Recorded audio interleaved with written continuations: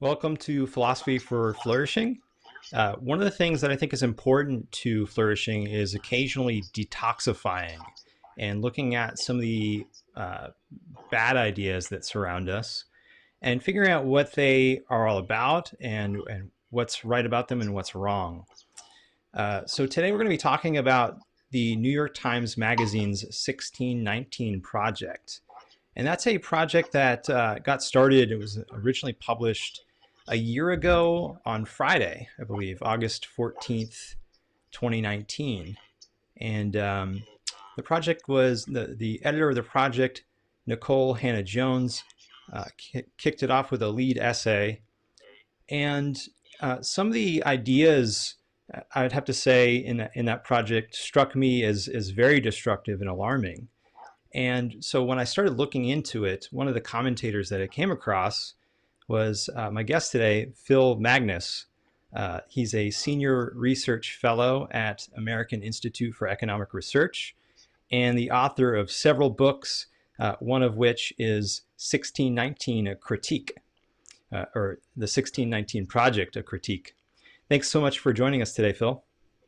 Thanks for having me. So the thing again that really drew me to your research was that the project there's plenty to criticize, I think, within the project, but and a lot of people hopped on that and immediately began to do that. But what I saw you do really interested me. You took a very uh, uh, I'd say objective approach to looking at both sides of the issue, a very even-handed approach, and presented, some of the things that the project was attempting to do that maybe were laudable, and some of the other things that weren't, side by side. So, um, if you would say a few words about what you think the nature of the project is, and let's start with what you think some of the maybe the good aspects of it are, or would be uh, if it had come through on those. Well, there's one of the interesting things about the 1619 project. I might be the most charitable of the critics out there that have written substantively about the nature of this project since it was published, in the sense that I did try to give a fair shake to what was being claimed, both in the New York Times and some of the criticisms that they were receiving.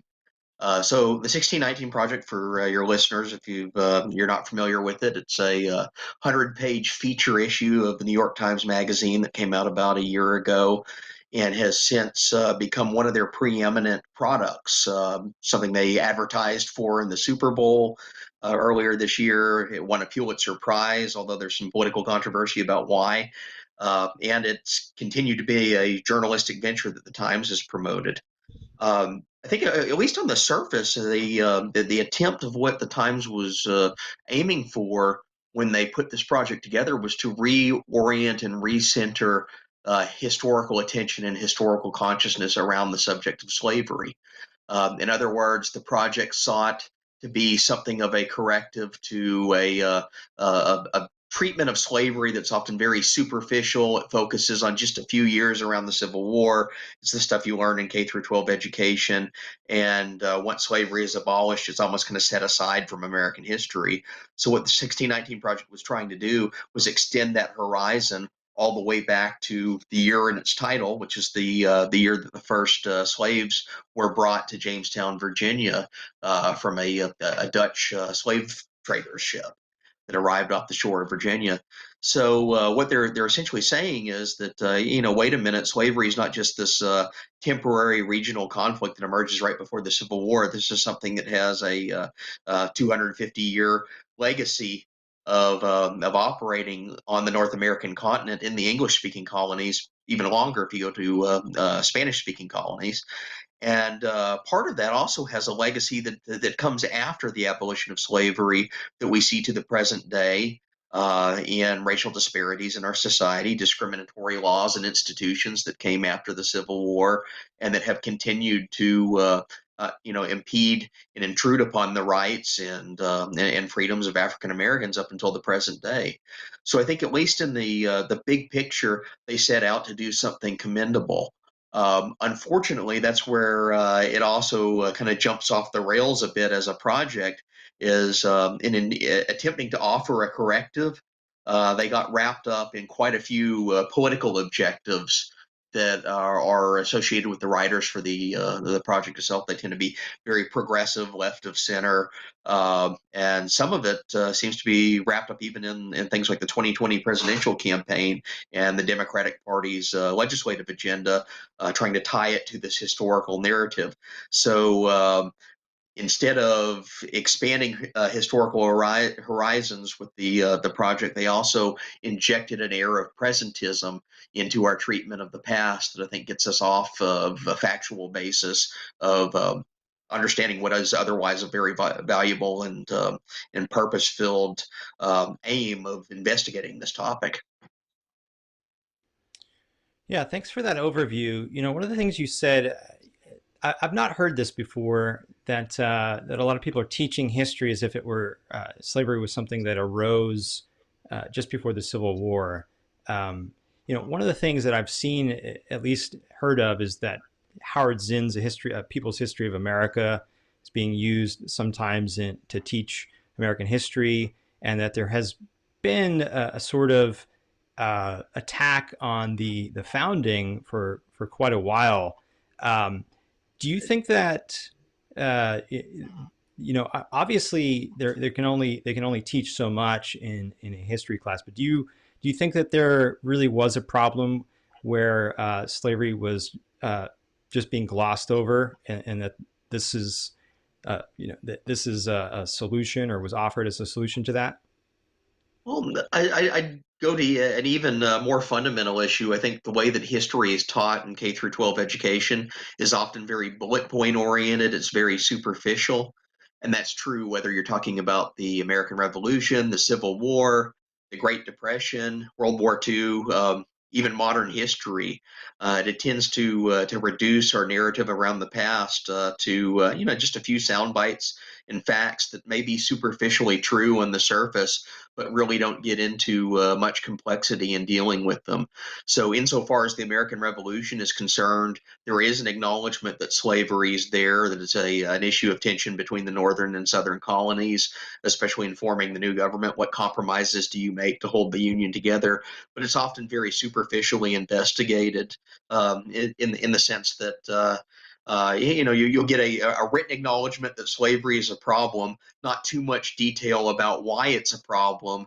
And then when the Civil War emerges as a historical conflict, a couple of generations later, it's seen as like there's a transformative ascendance of slavery, when really it's a continuation of a debate that's been playing out almost constantly since before the American founding itself.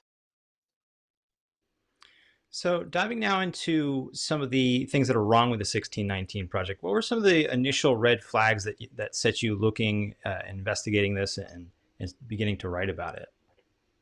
Yeah, so the first thing I took notice of when I was reading the 1619 project, and this was I read the full issue pretty much the day it came out, or within a day or two after it came out, and I was intrigued by the project's aims overall, but one essay jumped out in particular is just deeply problematic on a factual basis, and that was Matthew Desmond's essay on the relationship between capitalism and slavery.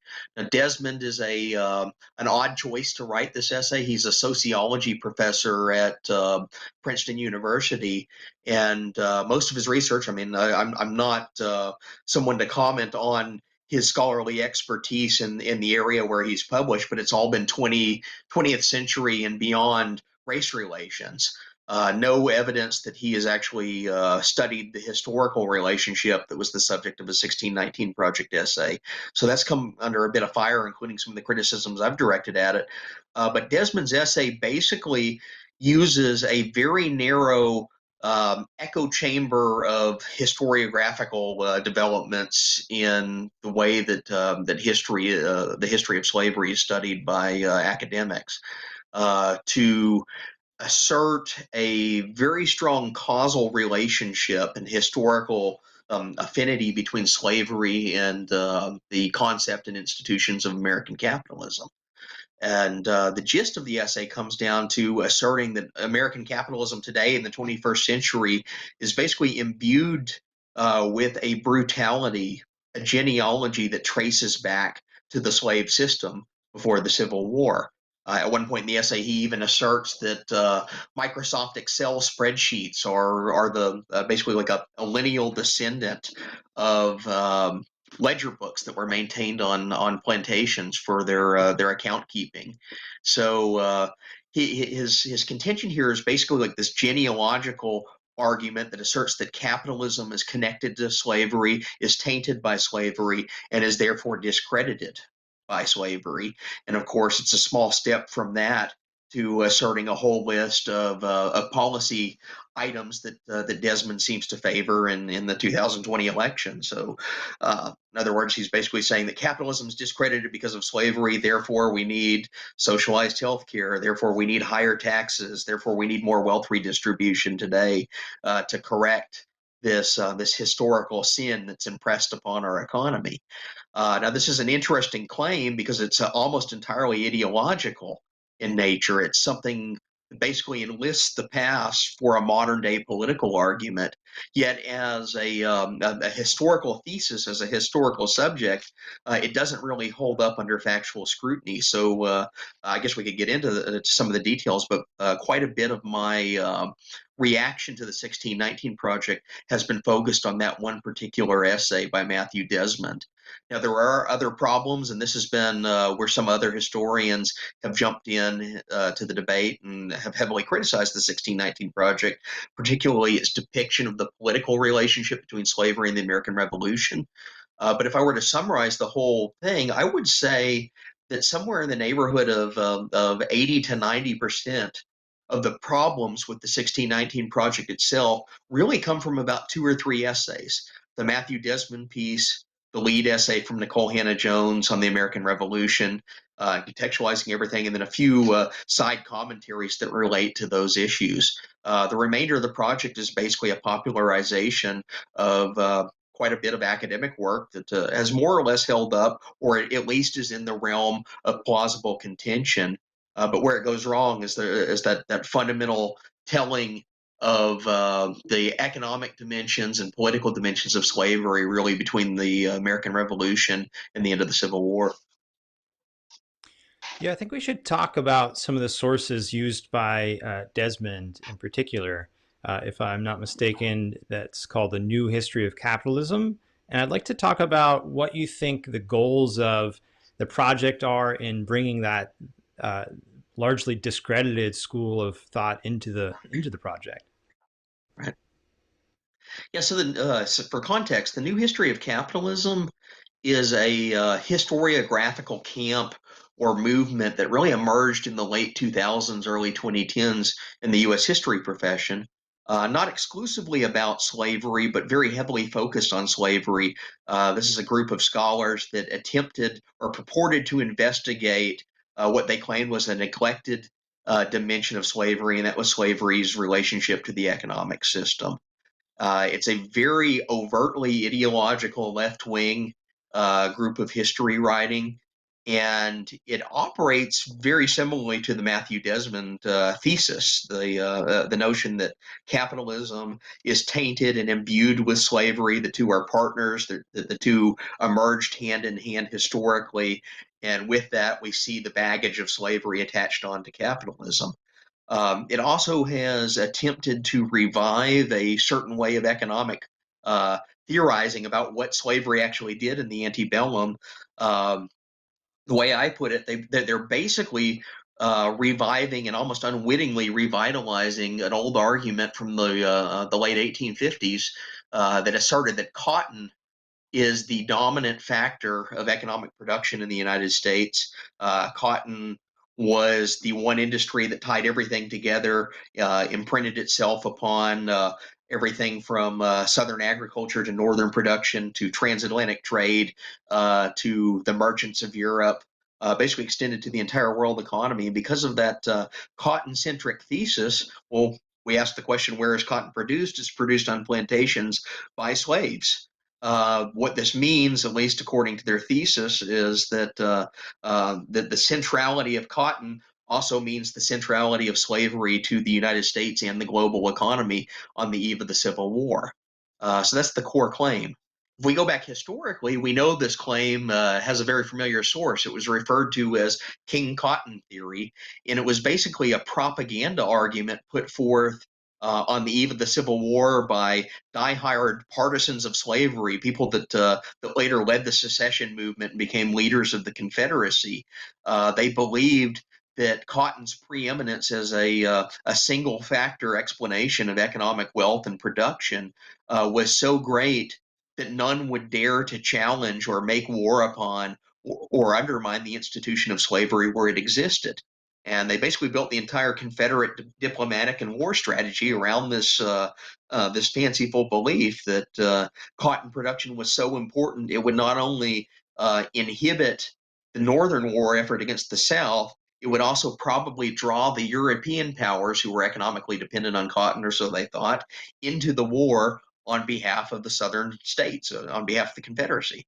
What do we know from the Civil War? None of that actually happened. In fact, quite the opposite played out. It was Northern industry that overwhelmed and permitted the military successes that played out in the course of the war. And then when the Confederacy went to Europe begging for help, trying to use offers of cotton as both a carrot and a stick to get them to enter in on their behalf, Europe basically shrugged. They looked at them and said, "No, we're not interested. We're going to get our cotton from other sources." So this whole cotton-centric thesis of economic development basically falls apart in action under the demonstration of the Confederacy. And I think most historians, regardless of their perspective, shed the King Cotton thesis after the Civil War until the early 2010s, when the new history of capitalism almost unwittingly revised it without the parallel commitment to slavery, obviously, but asserting it as if it were true all along. And the big problem here is it runs directly counter to more than 60 years of historical scholarship, including some very rigorous empirical work that actually does look at the dimensions of the pre-Civil War American economy and tries to understand what was causally happening there.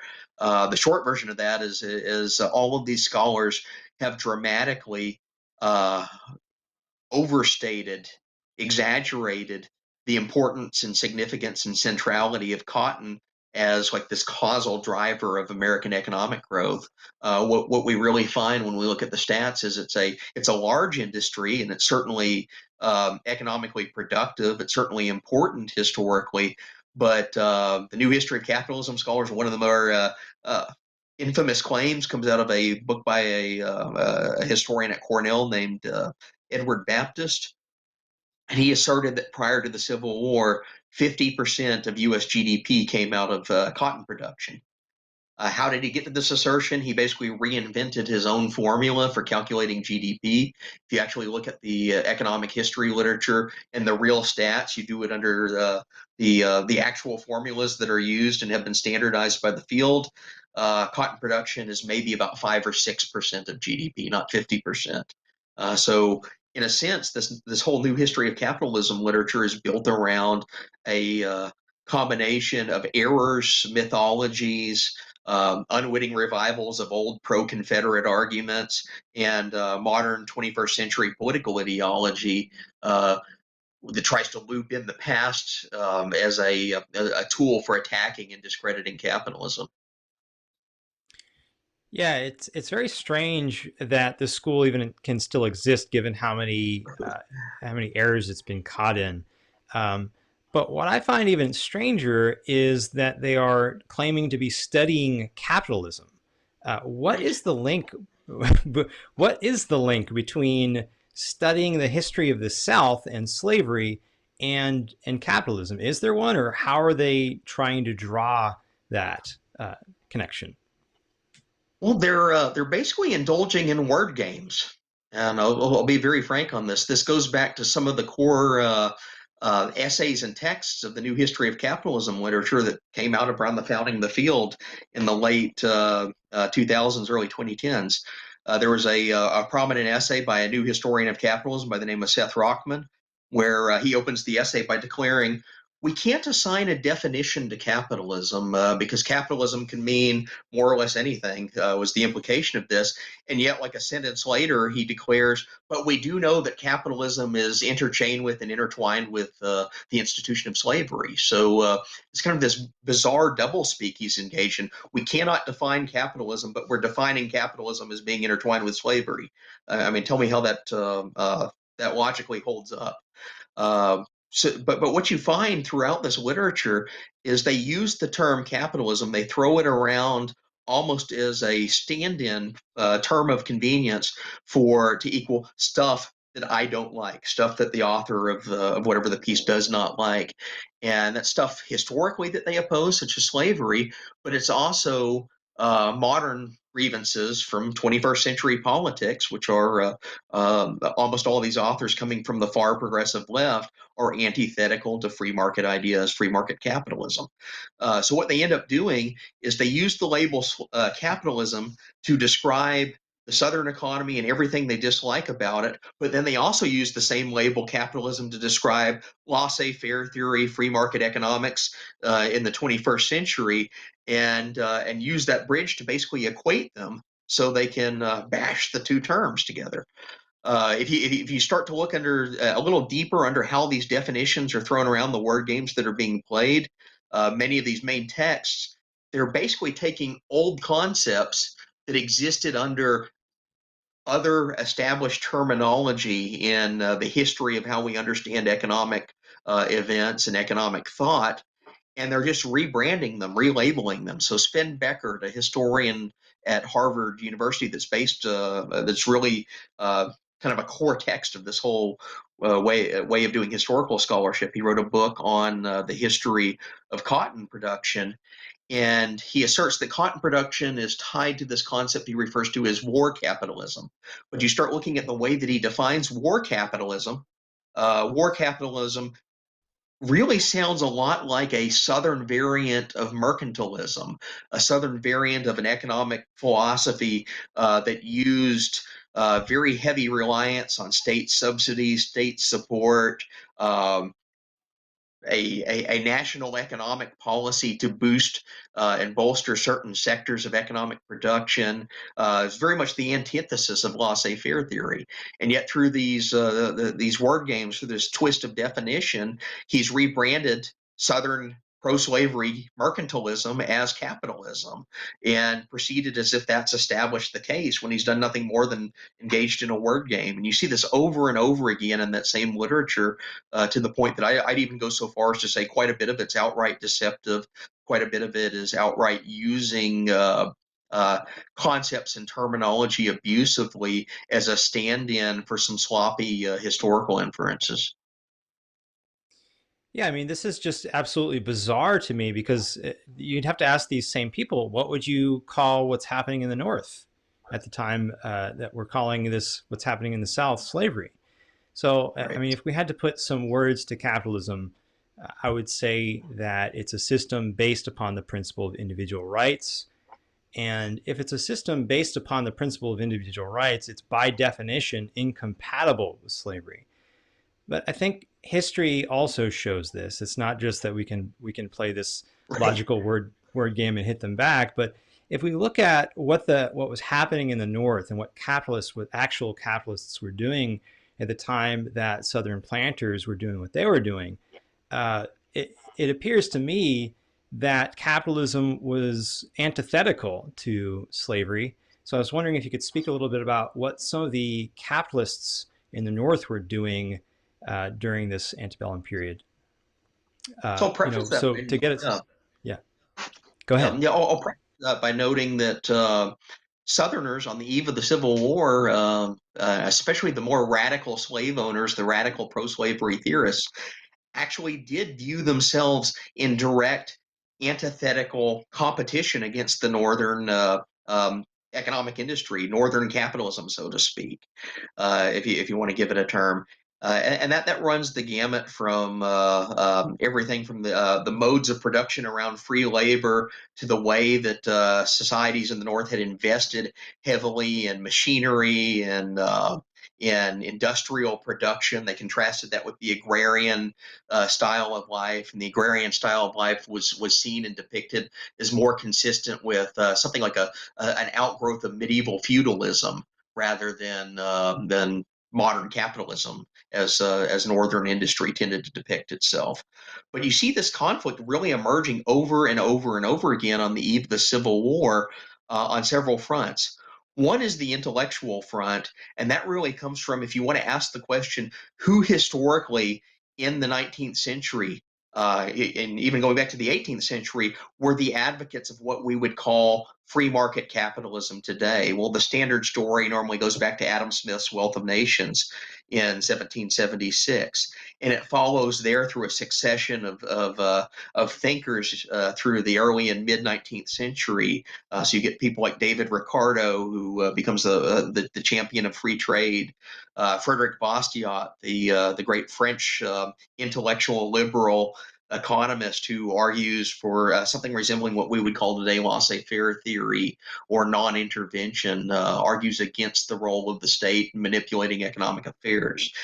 You get historical figures like Richard Cobden and John Bright. These are two members of Parliament. They lead the charge to free trade in the world, to eliminate the British Corn Laws, which were protective tariffs, and they tried to do this as a movement to spread to other countries to eliminate barriers to exchange. So if you follow this whole trajectory, the intellectual trajectory, basically from Adam Smith through Richard Cobden, who's very active and alive on the eve of the Civil War, you also find another pattern at play. Almost all of these economists, almost all of these early theorists of capitalism, these expositors of free market or laissez-faire theory, are abolitionists. Adam Smith is an abolitionist. He attacks the institution of slavery through all of his major works. Richard Cobden is an abolitionist. He supports and belongs to several anti-slavery societies. He tries to galvanize British opinion in favor of the North during the American Civil War. Frederick Bastiat is an abolitionist. You see time and time again that anti-slavery emerges in the writings of people we would call the forebearers of free market capitalism in the 19th century.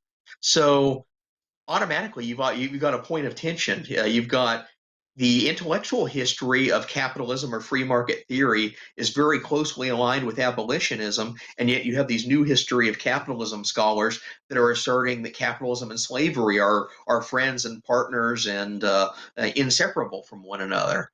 Automatically, there's a tension. The second dimension of this is we find that there are several instances of northern industrialists, of northern capitalists, of northern businessmen who philosophically see themselves as being aligned with free market theory, free labor, with laissez-faire to various degrees, with Cobdenism. Cobdenism's even adopted as a political philosophy on the eve of the Civil War in the United States. One of the most famous abolitionist senators, Charles Sumner from Massachusetts, describes himself as a Cobdenite and has extensive letters and correspondence across the Atlantic with Richard Cobden, arguing about ways to put the nation onto the path of free trade and free commerce, as well as abolitionism. So yeah, you find actual tangible examples of people in the North that we would call capitalists today that end up being the philanthropists, the financiers, and in some cases the intellectual supporters of free market capitalism and the cause of abolitionism.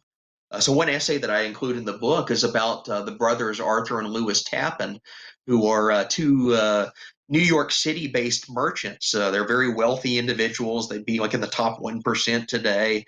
And starting in the 1830s, the Tappan brothers decide that they're going to become financiers, philanthropists behind the emerging abolitionist movement in the United States. So they provide seed money to people like William Lloyd Garrison, to start up his newspaper, The Liberator. They donate to causes to purchase printing presses.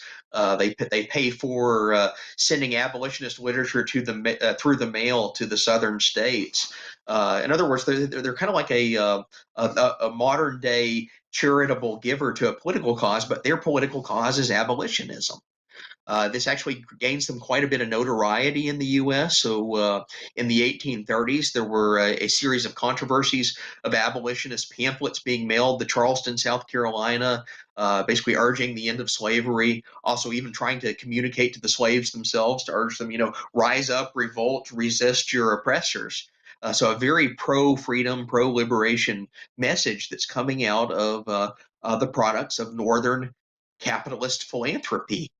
Um, there are even examples to the point of the Tappan brothers being denounced and burned in effigy. At one point, a couple of Southern politicians tried to put a bounty on their heads. We'll pay you money, the person that brings the Tappan brothers to us dead. So it's a really horrific and kind of violent period in history where you have Southerners attacking Northern capitalists, Northern industrialists, for the specific reason that those industrialists are financing the abolitionist movement and cause. Now, on the other side, what are some of the slave owners themselves promoting at this time politically? We could Right. talk So, about, for instance, George Fitzhugh. yeah, exactly. Exactly. Fitzhugh is a fascinating character in the sense that most of the new historians of capitalism do not like to deal with them. They don't like to deal with them for a very specific reason, and that is he is the most prominent theorist of the pro-slavery causes to emerge in the late antebellum, so roughly the 1850s, the years up leading up to the Civil War. Fitzhugh is a an author and pamphleteer and magazine writer that's based out of Virginia. He publishes two works, one in 1854 and one in 1857, that are specifically intellectual defenses of the Southern slave system, and they are radical defenses of the Southern slave system. He believes that slavery is not only a superior form of labor, but it needs to be extended beyond just the Southern plantations. He says all of the problems of the North, and he's denouncing industry, he's denouncing manufacturing, he's denouncing labor conditions up there, could be rectified if we enslaved the lower classes of the North. And usually when he says this, he's referring to things like Irish immigrants, people that are, so he's very much an elitist. He's a racist, but he's also just a hierarchical elitist that sees certain groups and classes of people as inferior and intended for and meant for subjugation under a class of elite that's meant to rule. So Fitzhugh's ideology, as he articulates it in his books, he's also he writes over I think over 60 different columns for a magazine known as DeBow's Review, and DeBow's Review is the most widely circulating magazine of the South at that time. So think of it as like Time magazine, but for plantation owners. It's based out of New Orleans, and Fitzhugh becomes one of their preeminent writers or columnists or regulars. So he attains quite a bit of prominence on the eve of the Civil War as an adamant defender of a radical vision of slavery. He even travels to the North at one point and debates Wendell Phillips as a prominent abolitionist. He is seen as a household name as the face of the other side, opposite of Phillips and William Lloyd Garrison and Frederick Douglass, and better known abolitionists today. So he's kind of like their foil in the late antebellum. This is all important because Fitzhugh is a visceral, ideological, committed anti-capitalist. He despises the institution. He even opens the first chapter of the book that puts his name on the map, The Sociology for the South, in 1854. The first chapter, opening line of it, is a denunciation of laissez-faire doctrine, of free commerce, of free trade, of liberal political economy. And he declares basically that liberal political economy, that free market thought, free market concepts such as laissez faire are at, quote, at war with the institution of slavery. They are the existential threat to slavery's existence. They are aiming to undermine it, to compete it out of existence, to finance those who would uh, make attacks on it, to essentially destroy the Southern way of life. He's basically it's basically a tome against capitalism, charging capitalism with causing abolitionism and supporting abolitionism, and charging abolitionism with bringing disorder to the Southern economy.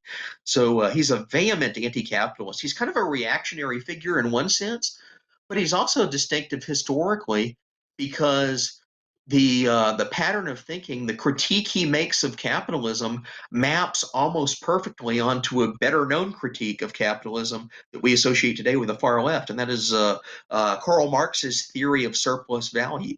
The idea that the owners of capital separate the workers from the products of their labor, from the fruits of their labor, and seize the difference between the two. They seize the surplus value.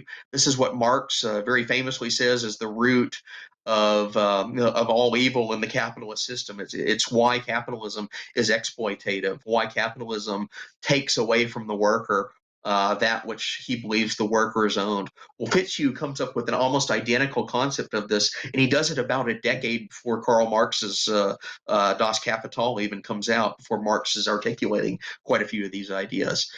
So you can think of him as like an extreme reactionary in one sense. He wants to go back to an almost feudalistic ordered society built around slavery, but he's an extreme anti-capitalist that kind of makes the horseshoe to what we would call the far left today, in the sense that he sees free institutions of exchange and commerce as something that must be assailed, as something that is fundamentally evil, as something that is fundamentally threatening to the existence of slavery. So it's a very weird type of logic to wrap your head around, but it's prominent in the late antebellum, and it completely belies, completely debunks this notion that there's like this historical partnership between capitalism and slavery. Because in fact, you have the leading pro-slavery theorist is also one of the most vocal anti-capitalists of that era.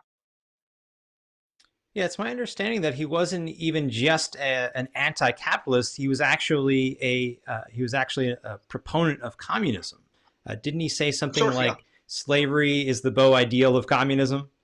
yeah, he says that. So he critiques the socialists in Europe, the labor movement in Europe. He basically says that the problem with them is not their objection to capitalism, but that they are too stupid to realize that slavery is the solution to all their problems. He says that slavery is the most perfect form of socialism or communism, and if we extend slavery, we impose hierarchy in the world. We also impose a mechanism to ensure the provision of goods paternalistically to all of society. And, it kind of sounds a little bit like a far fetched theory in one sense, but think about something like the Soviet Union in the 20th century. The Soviet Union basically operates as a slave state of an elite political class that treats the populace, treats its workers as property of the state itself, and as subjects to be uh, ruled over, but also directed in their life. They're to be provided with tasks, and the tasks are for the body of the state itself, the body of the Soviet Union. So the Soviet Union is kind of like a massive slave plantation writ large. And that's what Fitzhugh was trying to convey to the communists. He says, if you want to make your system work, you should embrace slavery and extend this to all of society. Yeah, Fitzhugh no doubt would have loved to see Soviet Russia. Now, Right? let's tie this back to that would have been his beau ideal, as he said. Exactly. Um, so tying this back to the 1619 project, looking at the total picture, would you say is uh, apparently this is a mixed project. We have to grant that. But would Yeah. you say that there is an overarching mission of this project? And if so, what would you say that is? Yeah, I think this is unfortunately where the project really undermines quite a bit of its credibility. This is directly on the hands of the lead editor, Nicole Hannah-Jones, and especially the way that she's reacted to criticism. What you see is a prioritizing of modern 21st century political goals over historical accuracy. What you see is a historical tale that is not entirely imperfect. It actually raises quite a few important issues, as we've discussed, but is so thoroughly wedded to adapting those issues to the present, to injecting presentism into historical analysis, because they view this as something that can be used to make the case in the 2020 elections for a progressive agenda, or maybe used to make the case for slave reparations, used to make the case for health care, for wealth redistribution, for a whole litany of 21st century progressive causes.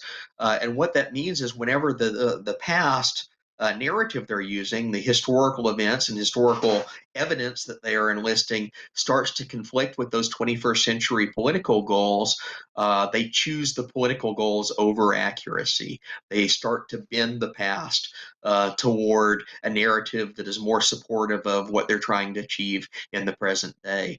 And I think that's a really bad way of doing history, because it turns it basically into advocacy journalism, or even to some degrees propaganda.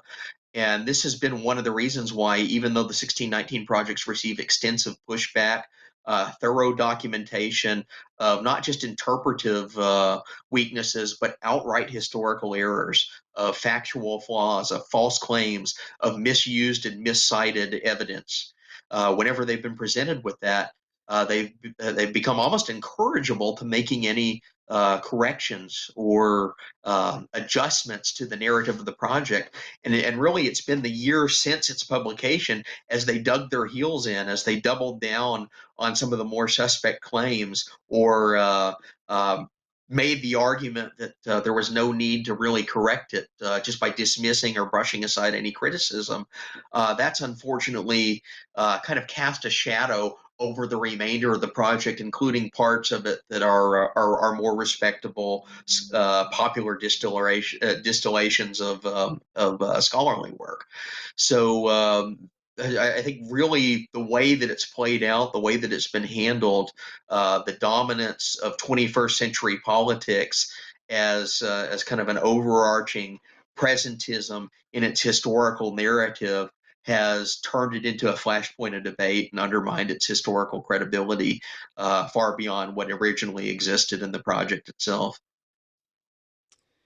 Yeah, in my experience, the things that are mixtures of both fact and falsehood tend to be the most damaging, because you here on one hand you have some scholars that are actually doing potentially good work, and a mixture of that with those that are putting out what is essentially trash, uh, ultimately. Um, I'm wondering, do you think that this project has had any effect on the culture? And I'm thinking now, of course, of the recent riots. I don't want to give it more credit than it's due, but I'm just curious if you think that this is sort of filtered out into the culture and what its impact has been. Yeah, it has become a flashpoint of debate, as we've seen. It's been politicized on both sides. We recently had the senator from Arkansas, Tom Cotton, proposed a bill that would strip federal funding of public schools that used the 1619 project.